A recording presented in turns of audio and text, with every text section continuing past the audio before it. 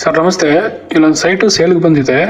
ಇದು ಬನ್ನೂರು ರೋಡು ದೇವೇಗೌಡ ಸರ್ಕಲಿಂದ ಮುಂದೆ ಬಂದರೆ ನಿಮಗೆ ಜಲಮಹಲ್ ಇದೆಲ್ಲ ರೆಸಾರ್ಟು, ಅಲ್ಲಿ ನಿಯರೆಸ್ಟ್ ಬರೋ ಅಂಥ ಲೇಔಟ್ ಇದು.